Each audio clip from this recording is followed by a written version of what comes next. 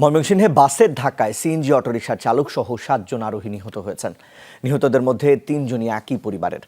বেলা 11:30টার দিকে ময়মনসিংহ শেরপুর মহাসড়কের আলালপুর এলাকায় এই দুর্ঘটনা ঘটে। স্থানীয়রা জানায় শেরপুরগামী একটি যাত্রীবাহী বাসের সাথে সিএনজি অটোরিকশা সংঘর্ষ হয়। এতে ঘটনাস্থলেই মারা যান 7 জন। দুর্ঘটনার পরপরই এলাকাবাসী ও কোতোয়ালি থানা পুলিশ মরদেহ উদ্ধারের কাজ শুরু করে। স্থানীয়দের অভিযোগ, ঘণ্টাখানেক পর উদ্ধার কাজে যোগ দিয়েছে ফায়ার সার্ভিস কর্মীরা। এদিকে দুর্ঘটনার পরই বাস রেখে পালিয়ে যায় চালক। উদ্ধার কাজ চলায় ময়মনসিংহ শেরপুর সড়কে বন্ধ রয়েছে যান চলাচল।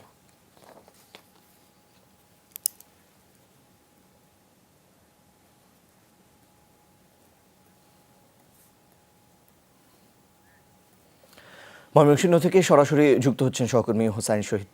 তার সঙ্গে আমরা সরাসরি যুক্ত হচ্ছি। আপনার কাছে জানতে চাই, মরদেহগুলো এখন কোথায় রাখা হয়েছে? নিশ্চয়ই স্বজনরা পৌঁছেছেন, কারোর সাথে আপনার কথা হয়েছে কিনা? এখানে যে সড়ক দুর্ঘটনাটি ঘটেছে সেখানে যারা স্বজন যারা রয়েছেন তারা কিন্তু ইতিমধ্যে খবর পেয়েছেন এবং বেশ কয়েকজনের একটি পরিবারের যে একই পরিবারের 3 জন নিহত হয়েছে তারা ঘটনাস্থলে এসে পৌঁছেছেন। তাদের সাথে আমি কথা বলেছি।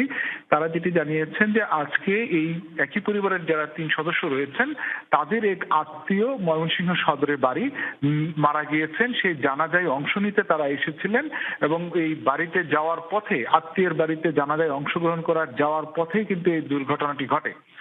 প্রত্যক্ষদর্শী যারা রয়েছেন তারা যাদের সামনে এই দুর্ঘটনাটি ঘটেছে তারা বলছেন যে এই সিএনজি অটোরিকশাটি অতিরিক্ত যাত্রী বোঝাই, মানে একটি অটোরিকশায় 7 জন তারা ছিলেন ড্রাইভার সহ, এবং সেই সাথে সাথে একের পর এক কিন্তু ওভারটেক করে করে এগিয়ে যাচ্ছিল প্রচন্ড গতিতে, এবং বাসটি যে বিপরীত দিক থেকে আসছিল যেটি শেরপুরগামী, বাসের সামনে গিয়ে পড়ে যায় অটোরিকশাটি সে নিয়ম না মেনে চালানোর কারণে। তখনই এই দুর্ঘটনাটি ঘটে।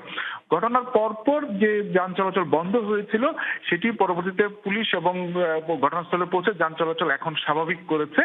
ফায়ার সার্ভিস প্রায় 1 ঘন্টারও বেশি সময় দেরিতে পৌঁছায়, এই কারণে উদ্ধার কাজ দেরি হয়। এবং অন্য যে সদস্য রয়েছেন যারা অন্যান্য যারা নিহত হয়েছেন তাদের পরিচয় এখনো পুলিশ নিশ্চিত হতে পারেনি।